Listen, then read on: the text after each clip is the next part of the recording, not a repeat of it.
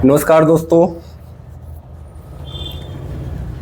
आवाज़ अंतरात्मा की का आज प्रथम दिन है जो भागलपुर में पॉडकास्टिंग स्टार्ट होने जा रहा है।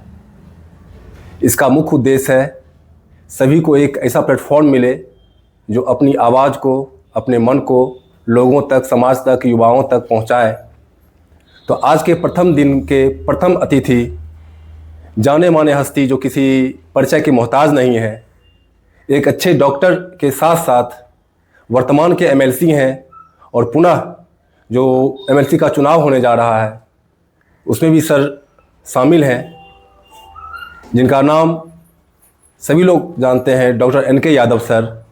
तो डॉक्टर सर, बहुत बहुत धन्यवाद जो प्रथम दिन के पॉडकास्टिंग में आपने मेरी विनती को स्वीकार किया और यहाँ तक आने का कष्ट किया। आपको ढेर सारी शुभकामनाएं और बहुत बहुत धन्यवाद सर।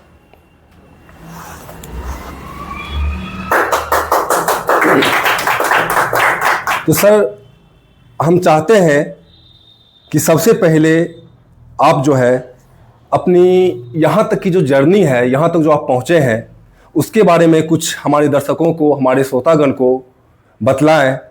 मैं शुद्ध देहात से आता हूँ और मेरा घर गोड्डा जिला के एक छोटा सा गांव धर्मोडी में मैंने अपनी प्रारंभिक शिक्षा प्राप्त की। पढ़ने में अच्छा था, इसलिए अवसर मिलते गया। वहाँ से मैं हाई स्कूल के लिए जो प्रखंड मुख्यालय है महागवां, वहाँ से मैंने किया। वहाँ मैंने प्रथम श्रेणी से पास किया तो एक अवसर मिल गया कि जो अच्छे लड़के होते हैं वो टीएनवी कॉलेज आते हैं, और वो टीएनवी कॉलेज आना मेरे लिए एक तरह का कहिए ब्रेक थ्रू हुआ। यहाँ जब आए, शहर का माहौल देखा, लोगों में पढ़ने की प्रति जागृति देखा, और उस समय जो अच्छे बच्चे होते थे वो मेडिकल और इंजीनियरिंग की तैयारी टीएनवी में क्या करते थे। मैं भी उस लाइन में लग गया और मैं प्रथम बार में ही मेडिकल में एमडीएटी एग्ज़ाम होता था, उसमें उत्तीर्ण हो गया। और फिर मैं जमशेदपुर से एमबीबीएस किया, और ठीक उसी साल जब पूरा हो गया तो मेरा MS gynae civil hospital Ahmedabad, जिसको बीजेएमसी मेडिकल कॉलेज कहते हैं, वहाँ मेरा चयन हुआ। और वहाँ से मैं 92 में मैंने डिग्री हासिल की। जी सर। और उसके बाद से लगातार भागलपुर और इसके आसपास के ब्लॉक में घूमते हुए मेडिकल कॉलेज में भी रहा, और मेडिकल कॉलेज में रहते हुए यहाँ के लोगों की सेवा किया। और इसी का फलाफलन है कि हम आज एमएलसी हैं। लोगों ने, जो पढ़े लिखे लोग थे, उन्होंने सलाह दिया कि आप ग्रेजुएट में चुनाव लड़िए। पार्टी ने भी सपोर्ट किया। सुशील मोदी, आदरणीय सुशील मोदी उस समय बिहार के सर्वा थे। उन्होंने बुला के हमको बीजेपी से टिकट दिया और हम 2 बार के एमएलसी हैं, और इस बार पुनः बीजेपी से प्रत्याशी होंगे। और यही बात लेके मैं चुनाव मैदान में हूँ। लोगों का झुकाव है और हमको आशा है कि लोगों का जिस तरह से प्यार मिल रहा है, इसमें कोई कमी नहीं, इस जीत में कोई कमी नहीं होगी। पुनः आप लोगों का आशीर्वाद मिलेगा। बिल्कुल बिल्कुल। और विधान परिषद हम पहुँचेंगे। धन्यवाद सर। और आपका प्रेरणा, आपका सफ़र बहुत ही बेहतरीन रहा।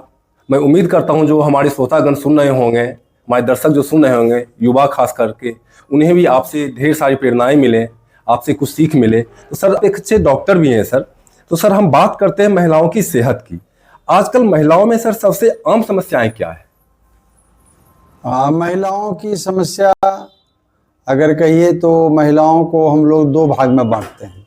एक जब वो प्रेग्नेंट रहती हैं और जब वो नॉन प्रेग्नेंट रहती हैं। जब वो प्रेग्नेंट रहती हैं तो उनके साथ एक समस्या बहुत कमी है कि उसको खून की बहुत कमी होती है, और ये खून की कमी जो है उसको बहुत हानि पहुंचाता है। दूसरा जो है वो अच्छा भोजन नहीं लेने से उसका स्वास्थ्य बहुत गिर जाता है। ये एक समस्या है जो प्रेग्नेंट है। जब वो नॉन प्रेग्नेंट रहती हैं तो उसके साथ जो एक प्रॉब्लम है, ब्लीडिंग का प्रॉब्लम, वो बहुत कॉमनली होता है। इसके लिए महिलाएं हम लोगों के पास आती हैं। बहुत अच्छी बात सर। प्रेगनेंसी में महिलाओं को किन किन कठिनाइयों का सामना करना पड़ता है? प्रेगनेंसी में जो महिलाएं हैं, सबसे पहले जो बताया मैंने कि खून की कमी होती है और कभी कभी उसका ब्लड प्रेशर बहुत शूट कर जाता है, जिसको हम लोग प्री एक्लेम्सिया, और जब वो ब्लड प्रेशर के साथ साथ चमकी आना शुरू होता है तो उसको एक्लेम्सिया भी कहते हैं। तो रक्तहीनता हुआ, प्री एक्लेम्सिया, एक्लेम्सिया हुआ। और दूसरा जो बीमारी इनके साथ होता है वो है कभी कभी ब्लीडिंग प्रॉब्लम होता है। महिलाएं हैं जब गर्भवती रहती हैं तो बीच बीच में स्पॉटिंग या ब्लीडिंग होता है, तो उस तरह के बीमारी को हम लोग प्लेसेंटा प्रीविया करते हैं। तो इस तरह का कॉमन बीमारी महिलाओं ये थोड़ा सर एक डॉक्टर का अनुभव, एक एज ए डॉक्टर के नज़रिया से आपने बताया, लेकिन मैं सर एक गार्जियन के नाते आपसे, एक अच्छे आप समाज सेवी भी हैं और एक गार्जियन तुल भी हैं, तो एक गार्जियन के नाते हम आपसे एक सलाह जानना चाहेंगे। आजकल की आम समस्या है कुछ पारिवारिक माहौल सर, खास करके ये देखते हैं परिवार में महिलाओं को, और विशेष रूप से प्रेगनेंसी के दौरान उन्हें डॉक्टर का सलाह मिलता है आराम करने का, रेस्ट करने का या परहेज करने का, लेकिन घर का जो माहौल है, चाहे वो महिलाओं के पति से संबंधित हो, उनकी मदर इन लॉ सास से संबंधित हो, तो उनका सहयोग कहीं ना कहीं वर्तमान के माहौल में थोड़ा सा कमी है, या अलग अलग परिवार की अलग अलग समस्याएं हैं। मैं चाहूँगा सर कि आपने तो महिलाओं को तो प्रेरणा दिया ही, महिलाओं की समस्याओं तो बतलाएं, मैं उनके गार्जियन को चाहूँगा आपके माध्यम से कुछ सलाह मिले जो प्रेगनेंसी के दौरान और घर का माहौल कैसा होना चाहिए ताकि महिलाओं को और बच्चे को सुरक्षा मिले। समाज में जो महिला का स्तर है आज के दिन में भी पुरुषों की तुलना में कम है। जैसे परिवार में अगर भोजन बना है, कोई अच्छा भोजन, तो पहले पुरुष खाएंगे फिर महिला खाएगी। और दूसरा कि कोई पौष्टिक चीज़ है उसमें भी महिलाओं को कम अवसर मिलता है, अनदेखा किया जाता है। दो अपने में भी बहुत उलझी रहती हैं।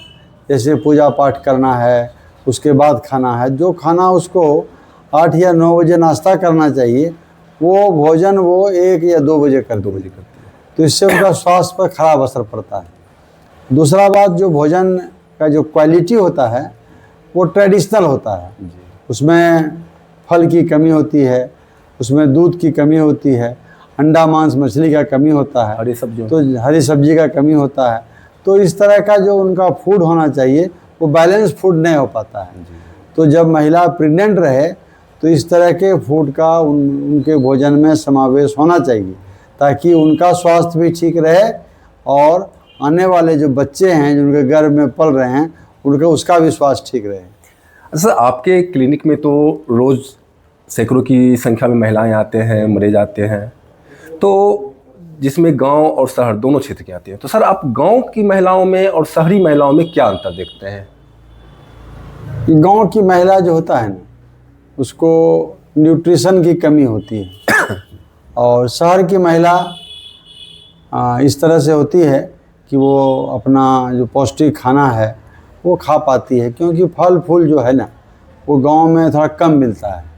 और दूसरा एक चीज़ है कि शहर की महिला रेगुलर चेकअप में आती है जी, लेकिन देहात की महिला वो डिपेंडेंट रहता है गार्जियन पर, हस्बैंड पर या उनके सास पर जी, तो वहाँ का जो है एंटीनेटल चेकअप जो है ना वो फ्रिक्वेंट नहीं हो पाता और इग्नोर भी थोड़ा सा इग्नोर भी कर हाँ। देते हैं। तो जो स्वास्थ्य की दृष्टि से देखिएगा तो शहर की महिलाएं स्वास्थ्य से बेसी परिपूर्ण होती है और वो वहाँ की महिला जो है उनका स्वास्थ्य थोड़ा गिरा रहता है।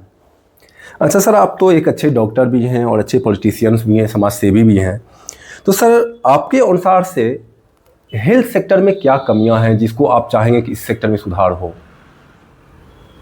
हेल्थ सेक्टर में अगर एक बात कहें कि सरकार ने तो बहुत सुविधा दी है अभी, जैसे ब्लॉक लेवल पर भी बहुत सारा छोटा ऑपरेशन होता है, डिलीवरी होती है।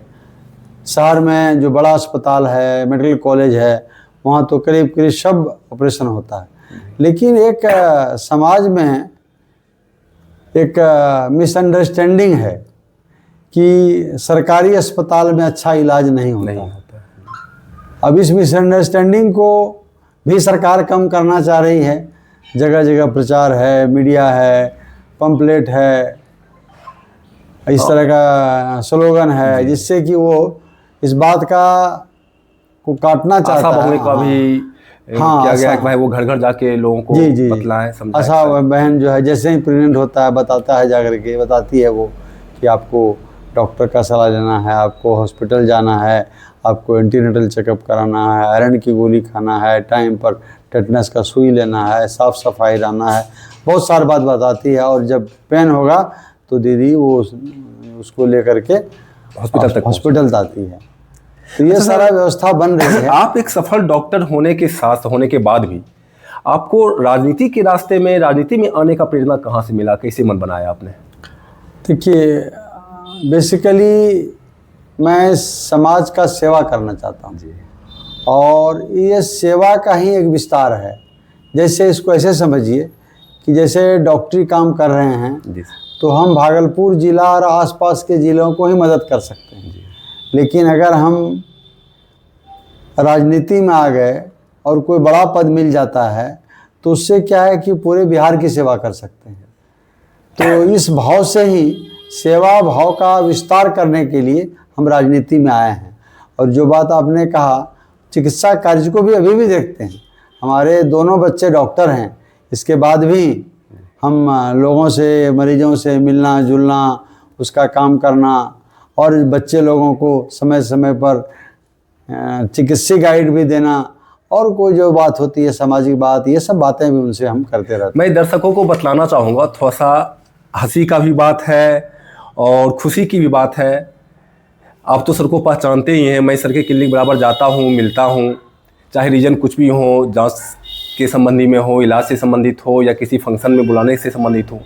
मैं आज की ही बात करता हूँ, मैं सर से मिलने जब गया और कई बार जब भी गया हूँ तो सर का जो रूटीन है वो तो सर ही बेहतर जानते हैं, लेकिन मैं जहाँ तक अनुभव कर पाया हूँ, कुछ देख पाया हूँ सर को, सुबह का जो टाइम होता है सर का, सर अगर बुरा ना माने तो ये सर का पर्सनल मैटर है और सर का पर्सनल रूटीन है। सुबह का जो मैं दर्शकों को जानकारी देना चाहूँगा, सुबह का जो सर का माहौल होता है बहुत ही गजब का माहौल होता है, देख के मन गदगद होता है, रोम रोम खिल उठता है कि इतने बड़े हस्ती होकर, इतने बड़े सफल आदमी होकर, और सुबह में कई दोस्त लोग भी होते हैं सर के और कुछ नॉर्मल पर्सन भी होते हैं। उस बीच में सर को मैंने आज देखा कि बैठे हुए थे, एक ही थाली में ड्राई फ्रूट्स पड़ा हुआ है, फ्रूट्स पड़ा हुआ है, कुछ हरी पत्तियां भी पड़े हुए हैं, चाय भी है, कॉफ़ी भी है। और आश्चर्य तो ये हुआ कि सब लोग एक ही थाली में बैठ के, चम्मच भी है, कोई हाथ से भी खा रहे हैं, तो यानी कि लगता ही नहीं है कि इतने बड़े हस्ती होकर सर में कुछ घमंड जैसी बात हो, ईगो जैसी बात हो। और सबसे मेन बात, ये जो मैंने बात को छेड़ा, उस पॉइंट को मैंने एक देखा, एक गरीब महिलाएं, वो मिडिल क्लास फैमिली की नहीं हो सकती है, गरीब हो सकती है, बूढ़ी माताएं हो सकती, वो किस मरीज की सास होगी या माँ होगी, उनके हाथ में एक कागज़ था सर के हॉस्पिटल का, कुछ पैसे थे। तो सर तो अपने अंदाज में उनसे बात की, वो माताएं आई और कुछ बोली भी नहीं। तो सर का जो लैंग्वेज हुआ, सर के लैंग्वेज को मैं बोलना चाहूँगा, शायद नहीं बोल पाऊँगा कि तो अभी जा, हमरा चाहिए तो पियल दे माता या चाची, कम से कम तो जा न, की चाहे छो, पैसा कम का, जा हमरा स्टाफ को दे दिहो। तो ये एक गजब का सर का लैंग्वेज, सर का बॉडी लैंग्वेज, हमें आश्चर्य लगा कि कोई बातचीत नहीं, कोई तोड़ मोड़ नहीं, जा चाची हमरा चाय पियल दे, बेसी तंग करबे तो हमें गलत दवाई लिख देबो, एक मजाकिया लैंग्वेज में, जा तोहर मरीज एकदम स्वस्थ है, खूब बढ़िया है, जा तो अजय दीक्षित दे। तो सर ये आप जो दिनचर्या जो आपका है, इतने व्यस्तता भरी जीवन को, राजनीतिक में भी जाना, हॉस्पिटल को भी देखना, सर शायद आप डेली ऑपरेशन भी करते होंगे, सैकड़ों मरीज को भी देखते होंगे, बहुत गरीब परिवार से भी मरीज आते होंगे, तो ये सबको आप कैसे एडजस्ट करते हैं, मैं भी सीखना चाहूँगा और आपसे हमारे दर्शक भी सीखना चाहेंगे कि इतने बड़े हस्ती होते हुए भी और व्यस्तता भरी जीवन होते हुए इसको सर आप कैसे एडजस्ट करते हैं? बहुत लंबे समय से राजनीति में हूँ, लोगों से मिलना जुलना होता है और मैं 92 से ही भागलपुर के लोगों का इलाज कर रहा हूँ। तो हम तो मान के चलिए कि बहुत लोगों को पहचानते भी हैं, इसलिए हंसी मजाक उन लोगों से करने का मेरा आदत हो गया है। और सबसे बड़ी बात है कि सहज भाव से अगर आप रहते हैं तो कोई स्ट्रेस नहीं होता है। आपसे वो इलाज कराने आया है, आपसे कोई झगड़ा करने नहीं आया है, पहला बात। पैसे की कमी है, तो जो समाज को हम डील करते हैं, गरीब समाज को, पिछड़े समाज को, दलित समाज को, तो इस सब में गरीबी है और गरीबी के कारण उसका इलाज नहीं हो, ये हमारे संविधान में नहीं है, हमारे विचार में नहीं है। तो इसी हिसाब से है कि चलो सर, मैं तो और भी क्लिनिक जाता हूँ और भी डॉक्टर साहब हैं, बुरा ना माने, तो मैं चाहूँगा कि वो डॉक्टर साहब भी सर से कुछ ना कुछ अनुभव ले, प्रेरणा ले। जहाँ मरीज पैसों की कमी की वजह से लौट जाते हैं, इलाज नहीं हो पाता है, उन्हें क्लिनिक में घुसने नहीं दिया जाता है, तो सर उनके बारे में आपका क्या? वो एकेडमिक हैं लेकिन सोशल नहीं है अगर ऐसा करते हैं तो। बिल्कुल, क्योंकि जिस परिवार से हम भी आते हैं, हमने भी गरीबी को देखा है और स्वयं के इलाज में भी जो बच्चे थे तो माँ कंधे पर बैठा के, गांव के पास में एक ब्लॉक था, वहाँ जाती थी, कंधा पर लेकर के, वो होम्योपैथिक डॉक्टर था, वो सुई देता था, ठीक नहीं होते थे, पैसे की कमी रहती थी, बहुत सारी समस्या होती, तो वो भी मैंने देखा है। तो हम समझते हैं कि जो ग्रामीण परिवेश के लोग हैं उसी समस्या से जूझते हैं। जब वो मैंने हमको अपना फीस देते हैं तो अंदाज लग जाता है कि इसके पास अब पैसे नहीं हैं, अब हमको इतना में ही करना है, तो फिर इसका इलाज हो जाता है, कम पैसे का में भी हो जाता है। अच्छा, मैं दर्शकों को जानकारी देना चाहूँगा, मैंने भी इंट्रोड्यूस करवाया और आप लगभग भागलपुर की सभी जनता, भागलपुर से बाहर भी, चाहे वो बौसी हो, बांका हो और भी कई आसपास के जिले हो, सभी लोग जानते हैं कि सर एक अच्छे डॉक्टर के साथ साथ एमएलसी तो हैं ही। एक बात मैं जानकारी देना चाहूंगा, शायद बहुत कम जनता को, बहुत कम श्रोतागण को मालूम होगा, सर समाज सेवा के लिए स्कूल भी खोले हुए हैं, जो कि बौसी में माउंट फोर्ड स्कूल के नाम से जाना जाता है, जो कि सीबीएसई एफिलिएटेड है और 12th तक का है वो स्कूल, प्लस टू इंटर तक का वो स्कूल है। और मैं आपको जानकारी देना चाहूंगा और सर से भी जानना चाहूंगा कि इस बार सीबीएसई का जो रिजल्ट रहा 10th का, काफी बेहतर रहा और सर के स्कूल का भी बहुत बेहतर रहा। और सर मेरा दो सवाल है उस स्कूल से रिलेटेड कि आपका स्कूल खोलने का विचार क्या रहा और स्कूल में आप गरीब बच्चों के लिए क्या व्यवस्था किए हुए और क्या व्यवस्था अन्य है? ये जो मैंने कहा कि सेवा तो राजनीति भी हो, डॉक्टरी भी हो और स्कूल भी हो, वो सेवा का मेरा विस्तार है। मेरे मन में एक विचार आता है कि जो बच्चे गरीब हैं वो आखिर क्यों नहीं पढ़ पाते हैं। दूसरी बात, और जब जिसको बच्चे को अवसर मिल जाता है तो गरीब बच्चा भी बड़े बड़े ओहदे पर पहुंच जाते हैं। आज आप देखते होंगे कि अंडा बेचने वाला का भी बच्चा डीएम है, रिक्शा चलाने बच्चा भी आईएएस कम्पीट करता है, या झोपड़ी में रहने वाला भी है, वो बीपीएससी और आईएएस का एग्जाम निकालता है। ये क्यों संभव हुआ? ये संभव इसलिए हुआ कि उसको अवसर मिला। जो बच्चे देहात में हैं, गांव में हैं, गरीब हैं, उसको ऐसा नहीं कि वो प्रतिभा से कम है, एक ही बात है, उसको अवसर नहीं मिला, अवसर नहीं मिल पाता। तो ये अवसर जो है हमने देने का काम किया।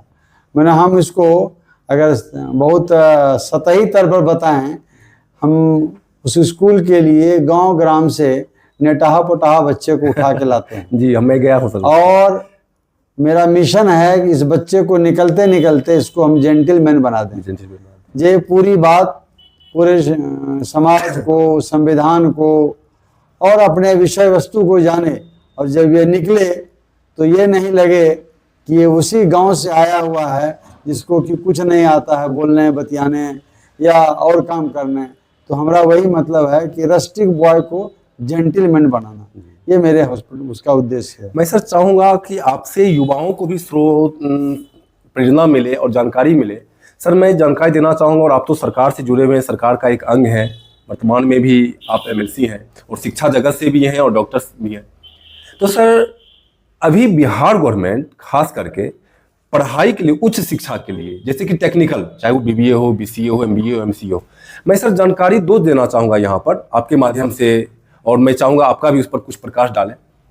सर संदीप यूनिवर्सिटी नाम का एक यूनिवर्सिटी है जो बिहार का फर्स्ट प्राइवेट टेक्निकल यूनिवर्सिटी है, जो जिनके महाराष्ट्र नासिक में भी है यूनिवर्सिटी, और वो उन्होंने बिहार में सुदूर देहात ग्राम में, मधुबनी में यूनिवर्सिटी खोला है, जहाँ सारी सुख सुविधाएं हैं।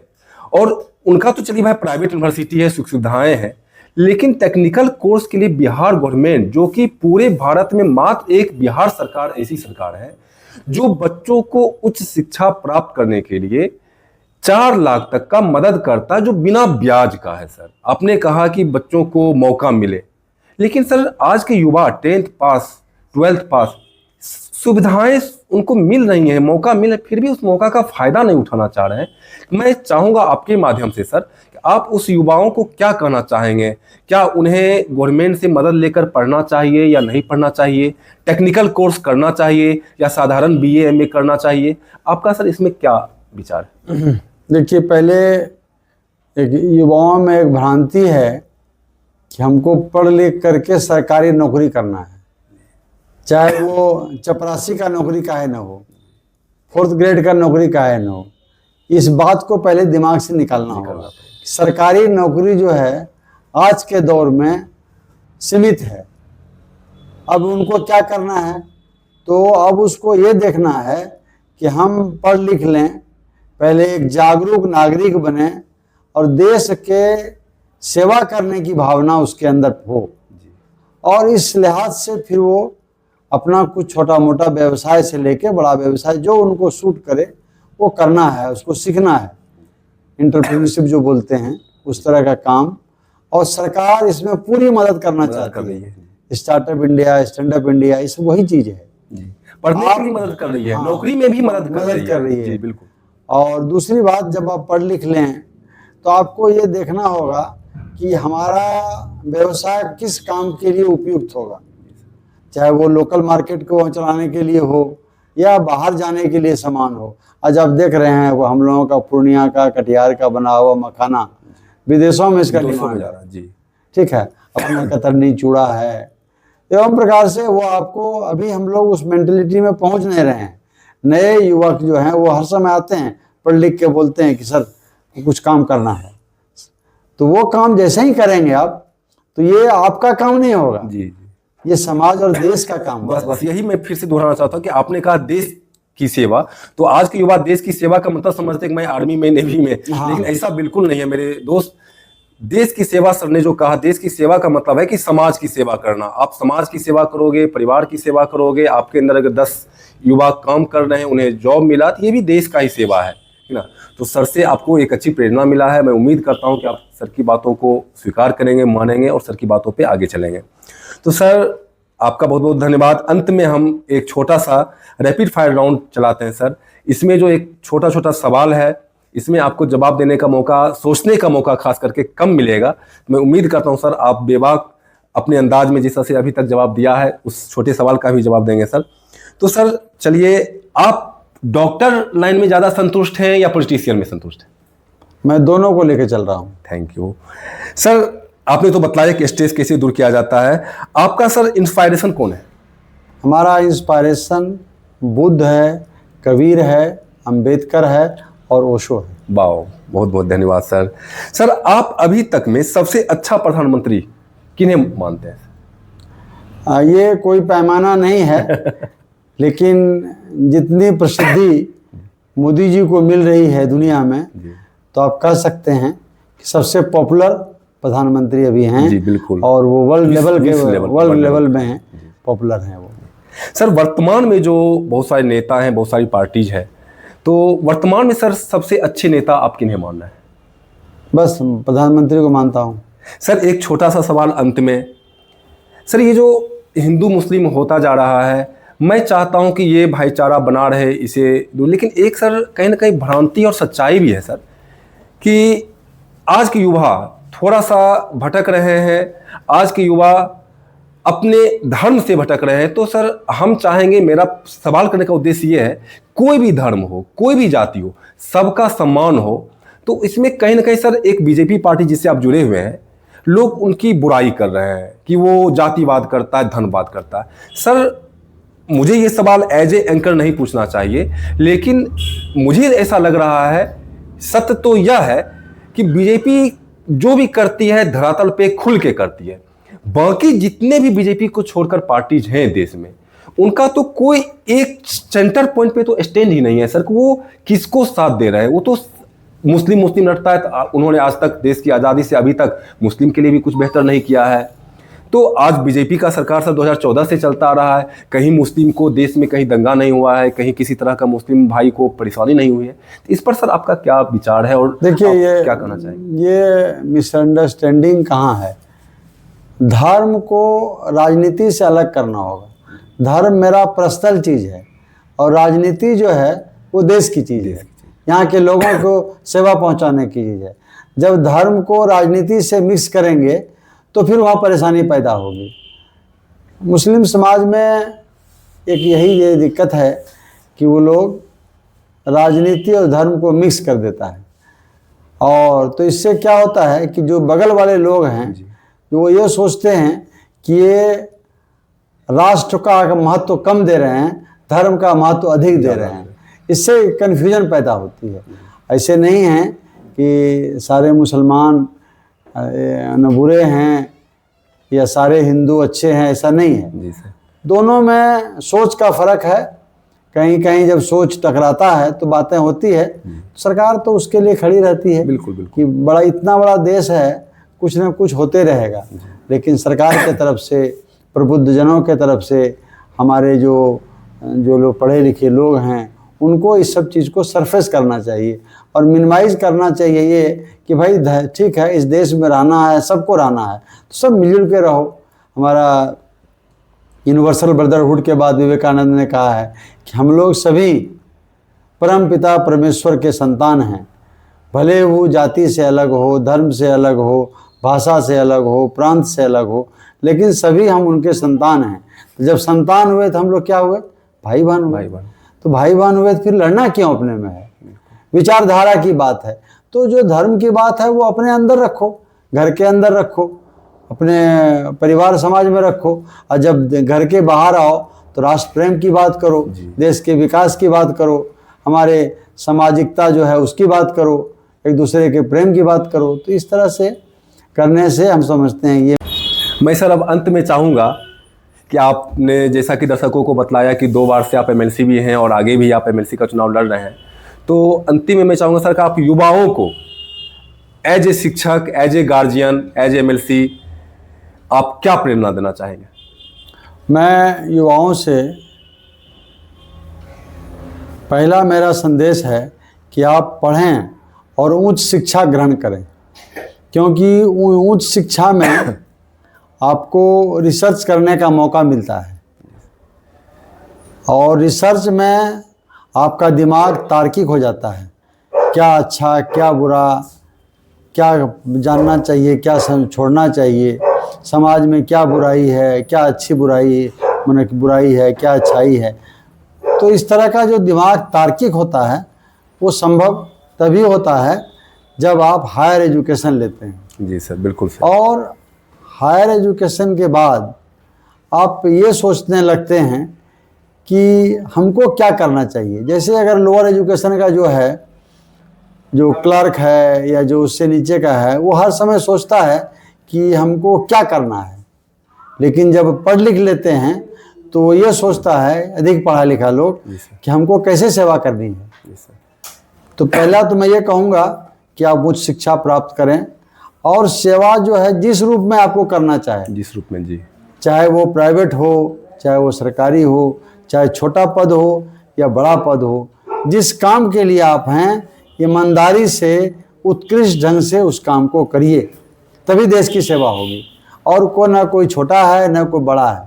अब कोई मान लीजिए कि ड्राइवर ही है, लेकिन उसका कितना उपयोगिता है? उपयोगिता है, बिल्कुल। कोई मान लीजिए आपका गाड़ी है, घर का है, उसकी कितनी उपयोगिता है? अगर हम ही मान के चलें कि छोटा काम है, तो ये भाव को हटाना पड़ेगा। बिल्कुल। जहाँ जिसको जो भी काम मिले उसको अपने ढंग से करना है और अनुशासित ढंग से, उत्कृष्ट ढंग से, बेस्ट पॉसिबल ढंग से करना है। जी बिल्कुल। बस यही मेरा। बहुत बहुत धन्यवाद सर।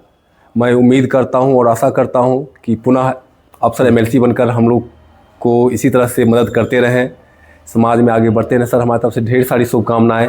धन्यवाद।